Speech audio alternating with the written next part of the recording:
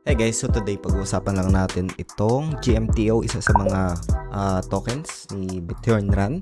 So may mga updates sa Meteor Run for the past couple of days, no. So today share ko lang itong pinaka technical analysis dito. So highly speculative itong isa sa mga utility tokens nila, guys, no? Ito yung isa sa mga endgame rewards nila. Pwede mong i-convert into USDT, ibenta. So ngayon, share ko lang dito yung pinaka-ideas lang, insights, especially dun sa mga nagtatanong dito sa price action, guys, no? Kasi isa ito sa mga, as mentioned kanina, highly speculative nga. Very risky din ito if walang pinaka-insights, ideas, especially dun sa price action. Good thing, meron ditong pinaka-chart and pwede nating i-cross-validate, no? So, meron na tayong mga videos neto based lang din sa feedback and questions ng community. So, ngayon, a quick update lang ito, pero bago tayo dito magsimula, kung hindi nyo pa nalike itong video na ito, please like this video first, subscribe yung YouTube channel natin, turn all the bell icon para ma-notify kayo dito sa mga updates natin na ginagawa sa ating YouTube channel, guys, no? If ever na dumami yung naglalaro tapos walang demand, so there's a probability na pwede pa rin siyang bumalik ng demand zone, no? So meron lang tayong typo dito. This is a demand zone. Ayan. So this is a demand zone na kung saan nagkakaroon siya dito ng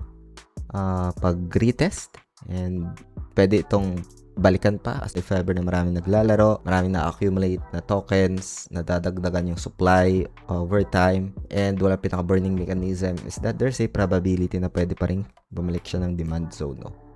So, yun, para sa mga nagtatanong, guys, bakit nagkakaroon siya dito ng retest tapos nare-reject, this zone is a 0.618, a probability of sell-off sa zone na yan. Diyan magbebenta yung mga nakabili during the demand zone retest. And if ever man nabasagin niya to, ito yung next area of resistance. Ayan, it's a TP area. Yun yung isa sa mga ideas natin dito. Meron tayong DZA idea, especially kapag cellphone yung gamit nyo. You can check yung pinaka-official link sa description ng video na ito. And there's also a ongoing campaign for the Power Futures Championship. So this is only for the new user surprise rewards. So sa end ko, hindi ako eligible dahil meron akong account before, almost a decade na rin. And then this upcoming futures championships, no. So new users din ito. And if ever man na hindi ka pa nakapag-join dito, you can check this one, guys, if you're interested. Yung pinaka-details nito, rewards, ay makikita dito, guys, sa baba, no.